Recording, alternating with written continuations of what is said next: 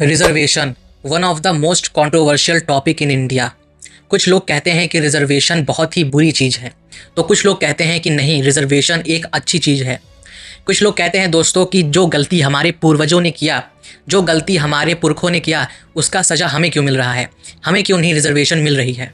तो कुछ लोग कहते हैं कि जो लोग 100% रिजर्वेशन लेकर बैठे थे, उनको अब हमें रिजर्वेशन देना चाहिए। ऐसे अलग अलग प्रकार के लोग दोस्तों अलग अलग ओपिनियन के साथ अपना विचार रखते हैं रिजर्वेशन के ऊपर। लेकिन इस पॉडकास्ट में हम बात करेंगे रियलिटी रिजर्वेशन की। हम डाटा के बेस पर रिजर्वेशन पर चर्चा करेंगे और जानेंगे रिजर्वेशन के बारे में कि ये आखिर सही है या गलत है। अब दोस्तों हम बात करें अगर कि रिजर्वेशन जिनको मिलता है वो इसके सपोर्ट में आ जाते हैं और जिनको नहीं मिलता है वो इसके सपोर्ट में नहीं आते हैं, वो इसका विरोध करते हैं। यही है दोस्तों रिजर्वेशन का पैटर्न। ज़्यादातर लोग जिन्हें नहीं रिजर्वेशन मिलती है, जो जनरल कैटेगरी के होते हैं, वो रिजर्वेशन का विरोध करते हैं या कहते हैं कि रिजर्वेशन को इनकम बेस्ड पर होना चाहिए, इनकम के हिसाब से या कहें फाइनेंशियल स्टेटस के हिसाब से रिजर्वेशन मिलनी चाहिए। इसके बारे में भी हम बात करेंगे। लेकिन दोस्तों यहाँ पर पहले हम कुछ डाटा देख लेते हैं। एससी यानी शेड्यूल कास्ट की पॉपुलेशन हमारे देश में है 16% और इन्हें रिजर्वेशन मिल रहा है 15% का। अगर हम करोड़ की बात करें तो करीबन 20 करोड़ एससी कैटेगरी के लोग हमारे देश में हैं। और वहीं अगर हम एसटी कम्युनिटी की बात करें तो वो हैं पॉपुलेशन में 10 करोड़ यानी 8.6% और उन्हें मिल रहा है रिजर्वेशन 7.5% का। और अगर ओबीसी की बात करें तो ओबीसी के नंबर्स थोड़े बहुत इधर उधर हो सकते हैं क्योंकि इसका एक्यूरेट आंसर नहीं है हमारे पास।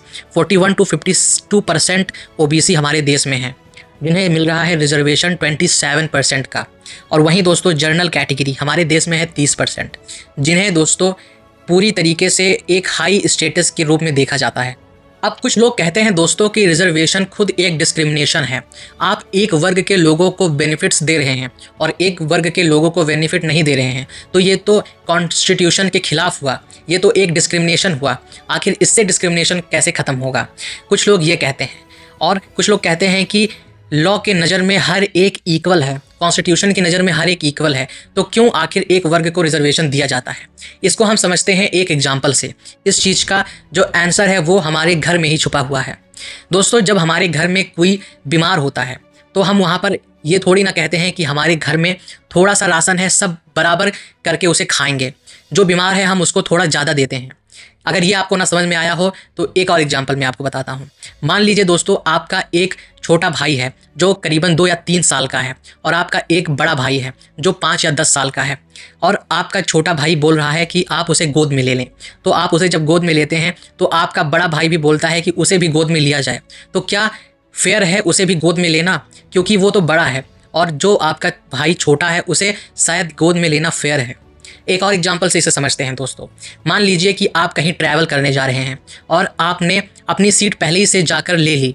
आपने कार में या बस में जो भी है वहाँ पर अपनी सीट पहले से ही ले ली, लेकिन जो बुजुर्ग लोग हैं वो लास्ट में आए, तो क्या आप उन्हें अपनी सीट नहीं देते हैं? आप देते हैं, ज़रूर हर एक इंसान देता होगा। वही है रिजर्वेशन के साथ भी दोस्तों।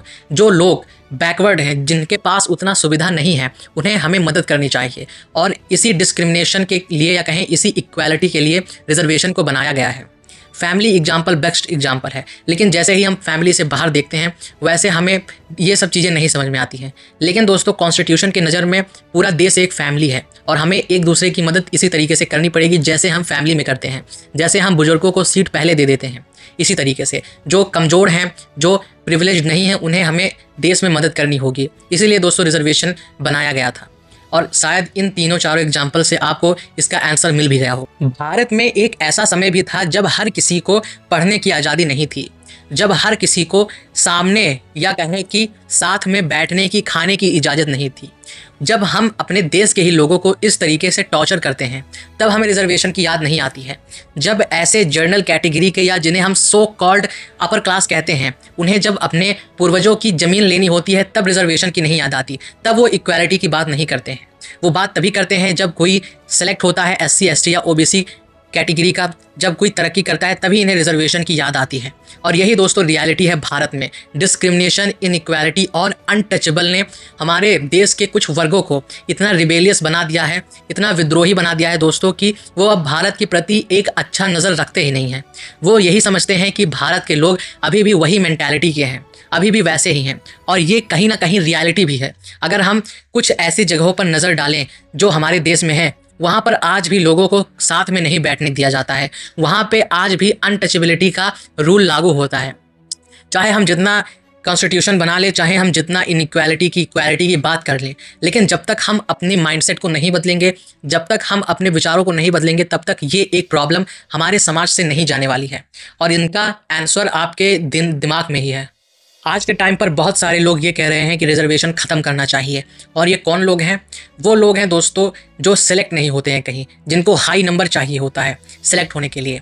और ये ऐसा कहते हैं क्योंकि एसटी, एससी और ओबीसी के छात्र जो हैं वो कम नंबरों में सिलेक्ट हो जाते हैं, इसी वजह से ऐसे चीज़ें कहे जाते हैं।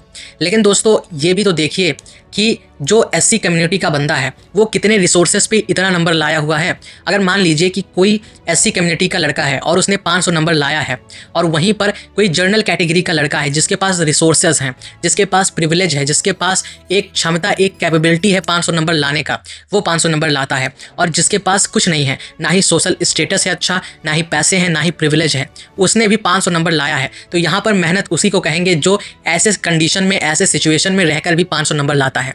तो हमें उस चीज़ को अप्रिशिएट करना चाहिए, ना कि हम हर तरीके की सुविधा के साथ, सोशल स्टेटस के साथ और फाइनेंशियली मजबूत होने के साथ 500 नंबर लाएं, तो वो नॉर्मल सी ही बात हुई।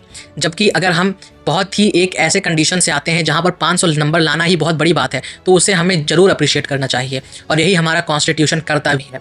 तो वहीं पर ऐसे लोगों की, ऐसे बेकार माइंडसेट वाले लोगों की जलती है। ओवरऑल कहें दोस्तों तो रिजर्वेशन 100% सही है। हमें उन भाइयों बहनों की मदद करनी चाहिए जो कमज़ोर हैं, जो अनप्रिविलेज्ड हैं, जिनकी सिचुएशन इतनी अच्छी नहीं है। इन बदतमीज़ों को जो कहते हैं रिजर्वेशन ख़राब है, उनसे दूर रहिए, वरना ये फिर से वही रास्ते पे देश की ओर ले जाएंगे जिस रास्ते पर देश 200-300 साल पहले था। धन्यवाद, मिलते हैं नेक्स्ट वीडियो।